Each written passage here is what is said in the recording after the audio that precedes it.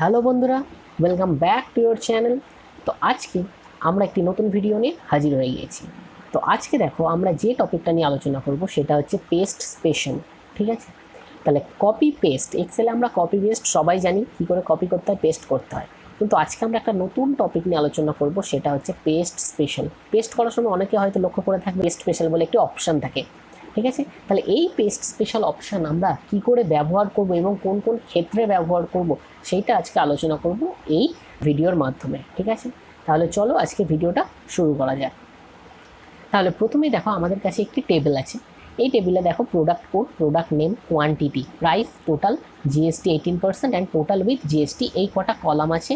এবং রোয়ের জায়গায় কি আছে, রোয়ের জায়গায় প্রোডাক্ট কোডের জায়গায় প্রোডাক্ট কোডগুলো আছে, প্রোডাক্ট নেম আছে, কোয়ান্টিটি ইত্যাদি প্রত্যেকটা আমার লেখা আছে। ঠিক আছে, তাহলে চলো প্রোডাক্ট কোডটাও আরেকটু আমরা হাইলাইট করে দিই, এটা পরে কাজে লাগবে, যখন কাজে লাগবে তখন বুঝতে পারবে।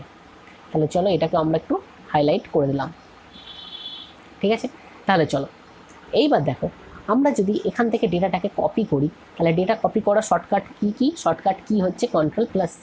Ctrl+C করলে আমরা ডেটাটা কপি হয়ে যাবে। এছাড়াও আমরা কপি যদি Ctrl+C না করে করি, আমরা অন্যভাবেও কপি করতে পারি। কি করব, গোটা ডেটাটাকে সিলেক্ট করব, যতটুকু আমার কপি করার দরকার ততটুকু আমি সিলেক্ট করব, রাইট ক্লিক করব ডেটার উপরে, দেখো কপি বলে অপশান চলে এসেছে। ঠিক আছে, এইভাবেও আমরা কপি করতে পারি। তাহলে আমরা কপি করলাম। তাহলে দেখো ডেটাটা কপি হয়ে গেলে কি হবে, ডেটাটা কপি হয়ে গেলে এই চারিদিকে একটা বর্ডার আসবে। ঠিক আছে, এর থেকে আমরা বুঝতে পারি যে ডেটাটা কপি হয়ে গিয়েছে। এইবার আমরা কি করব, আমরা যে ঘরে পেস্ট করব সেই ঘরের উপরে আমরা ক্লিক করব। ধরো আমি এই ঘরে পেস্ট করব, এই ঘরের উপরে আমি ক্লিক করে রাখলাম। এইবার দেখো পেস্ট যেখানে অপশান আছে, পেস্ট এখানে অপশানে এসে এখানে দেখো অনেকগুলো পেস্ট অপশান আছে। আমরা মূলত প্রধান পেস্ট অপশানটা কাজে লাগাই। ঠিক আছে, মানে আমরা Ctrl+C করে যখন কপি করি এবং Ctrl+V করে যখন পেস্ট করি, তখন এই যে প্রথম যে অপশানটা, এই প্রথম অপশানটা কাজ করে। ঠিক আছে, তাহলে দেখো প্রথম অপশনটা যদি আমি করি, Ctrl+V করলে যদি করি, দেখো যেটা আমাদের কপি ছিল সেটাই পেস্ট হয়ে গিয়েছে। এখানে দেখো ঘরগুলোতে হ্যাশ দেখাচ্ছে, এই হ্যাশ দেখানোর অর্থ হচ্ছে কলাম উইথটা আমাদের সেট করা নেই। ঠিক আছে, কলাম উইথটা সেট করা থাকলেই এই আমাদের টোটাল জিনিসটা দেখাবে। ঠিক আছে, দেখো কলাম উইথ সেট করলাম, আমার টোটাল জিনিসটা দেখালো হলো। তাহলে এটা গেল প্রথম পেস্ট অপশান। তাহলে আমরা Ctrl+Z করে আনডু করে দিই, আমরা করব না।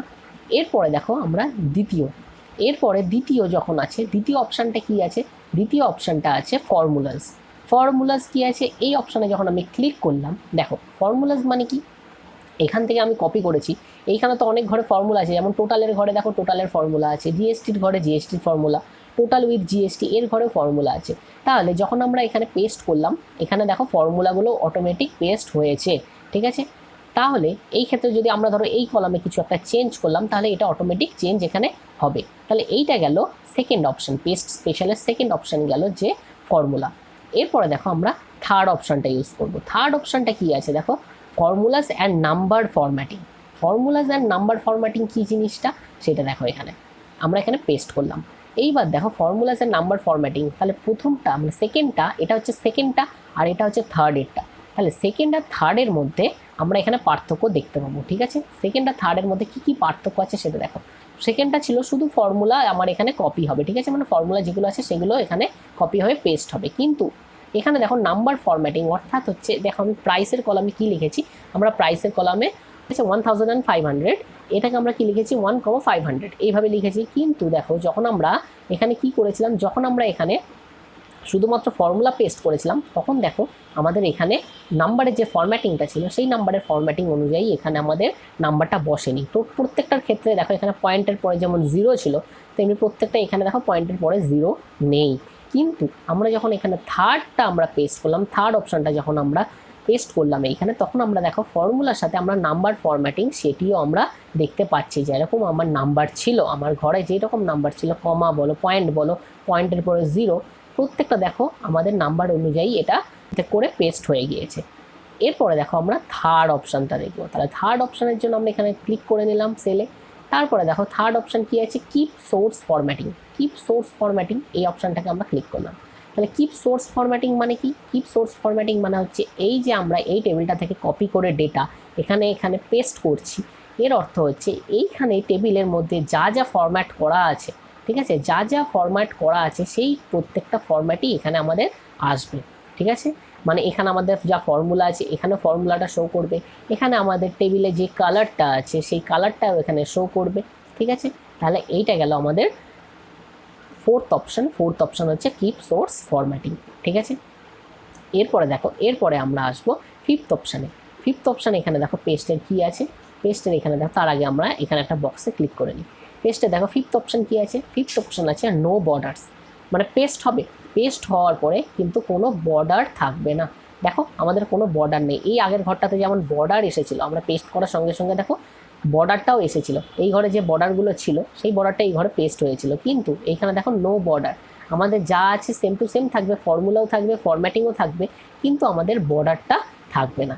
তাহলে এটা গেল আমাদের ফিফথ অপশান। এইবার দেখো আমরা সিক্সথ অপশানটা কি দেখবো। সিক্সথ অপশান আছে দেখো কিপ সোর্স কলাম উইথ, এটা হচ্ছে ইম্পর্টেন্ট অপশান। ঠিক আছে, দেখো কিপ সোর্স কলাম উইথ মানে কি, এই অপশান যখন আমি ক্লিক করলাম দেখো কিপ সোর্স কলাম উইথ, দেখো যে এইখানে আমাদের যেটা আমরা টেবিল থেকে কপি করছি ডেটাটা, সেই টেবিলে দেখো কলামের উইথটা আমার সেট করা আছে, ফলে প্রত্যেকটা জিনিস আমাকে ঠিক করে দেখাচ্ছে। ঠিক আছে, কোনো জায়গায় হ্যাজ আসছে না, কিন্তু এইগুলোতে দেখো আমাদের কলামের উইথটা সেট করা নেই, সেই জন্য দেখো অনেক জায়গায় হ্যাজ দেখাচ্ছে বা আমাদের ডেটাটাকে শো করছে না। তাহলে এই ক্ষেত্রে যখন আমরা আমরা আমরা যখন 6 নম্বর আমরা পেস্ট স্পেশাল এই 6 নম্বর অপশানটা ইউজ করি, তখন আমাদের কি দেখায়, কিপ সোর্স কলাম উইথ, আমরা যেখানে গিয়ে পেস্ট করেছি জিনিসটাকে সেখানে দেখো আমাদের সোর্সের যা আমাদের কলামের উইথ ছিল সেই কলামের উইথটাও আমাকে এখানে শো করছে। ঠিক আছে, দেখো এখানে আমাদের কোনো কলামের উইথের কোনো সমস্যা নেই, প্রত্যেকটা ডেটা দেখো সঠিকভাবে দেখাচ্ছে। ঠিক আছে, তাহলে এই গেল প্রথম 6টি অপশান। এইবার দেখো যে প্রথম যে 7টি অপশানের লাস্ট অপশানটি, এই লাস্ট অপশানটি আমাদেরকে শিখতে হবে। এই লাস্ট অপশানটির নাম হচ্ছে ট্রান্সপোজ। এই ট্রান্সপোজটা শেখার জন্য সবার আগে আমি এই প্রথম যে আমার টেবিলটা আছে সেই টেবিলটাতে একটু হাইলাইট করে নিই। দেখো এই প্রোডাক্ট কোড যেগুলো আছে, প্রোডাক্ট কোডটাকে আমি একটু আন্ডারলাইন করে নিচ্ছি বা আমি একটু কালারটা চেঞ্জ করে নিচ্ছি। ঠিক আছে, তাহলে দেখো কি করব, এইবার দেখো আমরা 7th যে অপশানটা আছে সেইটা আমরা কাজ করব সেইটাকে নিয়ে। তাহলে এটাকে আমরা কপি করলাম, কপি করে আমরা একটা জায়গায় এটাকে পেস্ট করব। কোন অপশানটা পেস্ট করব, আমরা এখানে ট্রান্সপোজ অপশানটা পেস্ট করব। এই ট্রান্সপোজ জিনিসটা কি, এই ট্রান্সপোজ জিনিসটা হচ্ছে এইখানে দেখো, এখানে কলামে কি আছে, product code, product name, quantity, price, total, GST আর টোটাল উইথ জিএসটি। ঠিক আছে, কলামের তাহলে এতগুলো নেম আছে।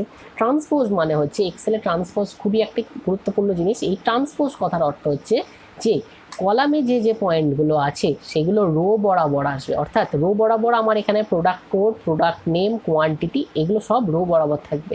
তাহলে কলাম বরাবর যখন এগুলো ছিল তখন তার যদি আমরা ট্রান্সপোজ করি, এখন যদি আমরা ট্রান্সপোজ করি এই কলামের যে হেডিংগুলো সেগুলো হেডিংটা রো বরাবর আসবে। তাহলে চলো এখানে আমরা ট্রান্সপোজ করে নিই।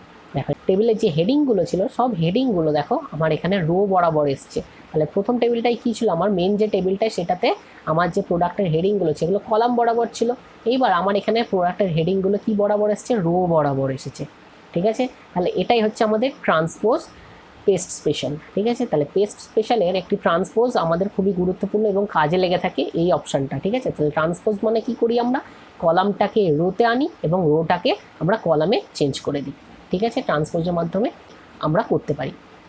তাহলে এই টোটালটা গেল। তারপরে বাকি থাকলো এখানে কি বাকি থাকলো এখানে পরের পেস্ট অপশানগুলো। ঠিক আছে, তাহলে এই পরের পেস্ট অপশানগুলি আমরা যে কোনো একটি পরের ভিডিওতে শিখবো, এর সেকেন্ড পার্টে শিখবো।